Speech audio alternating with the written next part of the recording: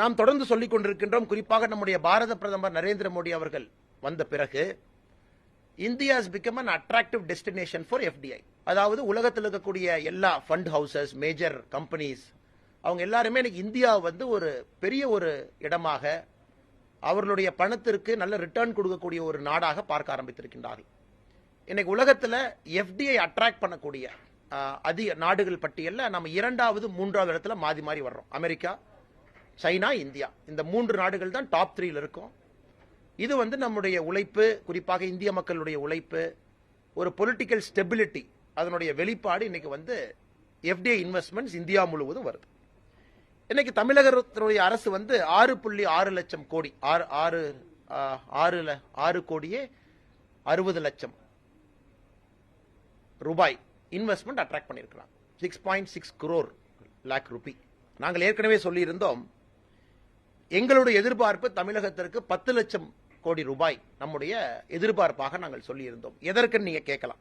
2023 பிப்ரவரி உத்தரப்பிரதேசல இதே போல் நடந்தது. 2023 பிப்ரவரியில உத்தரப்பிரதேசம் அட்ராக்ட் பண்ண மொத்த பணம் எவ்வளவுனா, நாம் 6,60,000 கோடி, நம்ம எல்லாம் வடக்கங்க அப்படின்னு சொல்றோம். உத்தரப்பிரதேசம் அட்ராக்ட் பண்ண பணம் 33,51,000 கோடி ரூபாய், 33,51,000 crore. தமிழகம் நாம எவ்வளவு அட்ராக்ட் பண்ணிருக்கிறோமோ இந்த சமிட்ல 5 மடங்கு உத்தரப்பிரதேசம் 2023 பிப்ரவரியில் நடந்த யூபி இன்வெஸ்ட்மெண்ட் சமிட்ல அட்ராக்ட் பண்ணிருக்காங்க. யூபியில ரொம்ப அற்புதமான விஷயம் என்ன செஞ்சிருந்தாங்கன்னா, 75 மாவட்டத்துக்கும் அட்ராக்ட் பண்ணியிருந்தாங்க. 75 மாவட்டத்திற்கும் அட்ராக்ட் பண்ணியிருந்தாங்க. உத்தரப்பிரதேசனுடைய மிக மோசமான ஏரியாவாக இருக்கக்கூடிய பூர்வஞ்சல், புண்டில்கண்ட், உத்தரப்பிரதேசனுடைய வறட்சியில மிக மிக மோசமாக இருக்கக்கூடிய பகுதி புண்டில்கண்ட், பூர்வஞ்சல் மட்டுமே 9,51,000 கோடி ரூபாய் அட்ராக்ட் பண்ணாங்க. நான் ஜஸ்ட் ஒரு கால்குலேஷனுக்காக சொல்றேன், நாம் எந்த அளவுக்கு இம்ப்ரூவ் பண்ணணும்னு சொல்ற அளவுக்கு. கர்நாடகா 2022 2023 கர்நாடகால எலெக்ஷன் இயர், 2022 இன்வெஸ்ட் கர்நாடகால 9,82,000 கோடி ரூபாய். குஜராத்தினுடைய இன்வெஸ்ட்மெண்ட் சமிட் நாளை மறுநாள், அதுக்கு அடுத்த நாள் நடக்குது. 10, 11, 12 ஜனவரி 10, 11, 12 குஜராத்தில் நடக்குது. குஜராத்தினுடைய பூர்வாங்கமாக இன்வெஸ்ட்மெண்ட் சமிட்டுக்கு முன்னாடி அவங்க பண்ண ப்ரீ சைனிங், இன்வெஸ்ட்மெண்ட் சமிட்டுக்கு முன்னாடியே இவ்வளவு பேர் கையெழுத்து போட்டிருக்காங்க. குஜராத் கடந்த 3 நாட்கள் அட்ராக்ட் பண்ண இன்வெஸ்ட்மெண்ட் மட்டுமே 7 லட்சம் கோடி ரூபாய். இன்னும் இன்வெஸ்ட்மெண்ட் சமிட்டுக்குள்ளே அவங்க போலிங்க. சோ எந்த அளவுக்கு தமிழ்நாட்டில் அரசு இன்னும் இலக்குகளை பெரிதுபடுத்தி உழைக்க வேண்டி இருக்கு அப்படின்னு தான் காட்டுது. அரசை பாராட்டுகின்றோம். வர ஒரு ரூபாய் நமக்கு வேணும். ஒரு ரூபாய் ஒரு வேலை வாய்ப்பு உருவாக்கும். இதற்கு முன்பு எலெக்ஷன் அப்ப அதானி குழுமத்தை மிக தவறாக பேசியவர். அதானி ஏதோ மோடி அவர்களுடைய சொத்து, அதானிக்கும் பிஜேபிக்கும் சம்பந்தம் இருக்கு, பிஜேபிக்கு அதானி தான் ஃபண்ட் பண்றாங்க, இந்த மாதிரி பல சொன்னாங்க.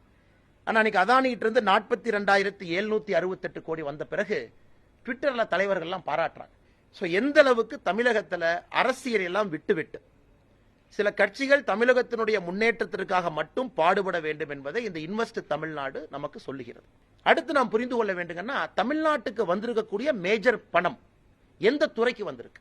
Electronics, manufacturing, hardware, IT, services, இதுக்கெல்லாம் வந்திருக்கு.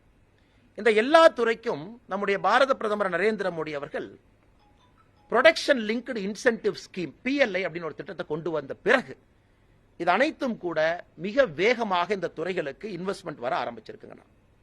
ஒரு ஊக்கம் கொடுக்கிறோம். டோட்டல் அவுட்லே, அதாவது battery, solar, textile, mobile, food processing, telecom, white goods, IT, hardware, medical device, இதுல யார் இந்தியாவில் இன்வெஸ்ட் பண்ணாலும் கூட நம்முடைய மத்திய அரசு 1,97,000 கோடி ரூபாய் வரைக்கும் அவங்க இன்சென்டிவ் கிளைம் பண்ணிக்கலாம். இதுவரைக்கும் 95,000 கோடி ரூபாய் கிளைம் பண்ணியிருக்காங்க. இந்த PLI மூலமாக இந்த இன்வெஸ்ட் தமிழ்நாடுக்கு முன்னாடி வந்த பணம் மட்டுமே Foxconn, Pegatron, Wistron, Tata electronics 4 நிறுவனங்கள் மத்திய அரசினுடைய PLI இதை பயன்படுத்தி 31,000 கோடி ரூபாய் தமிழகத்தில் உள்ள வந்திருக்காங்க. சோ ஒரு வெளிச்சமா பாத்தீங்க அப்படின்னாங்கன்னா, நாம் போக வேண்டிய தூரம் இன்னும் ரொம்ப தூரம் இருக்கு.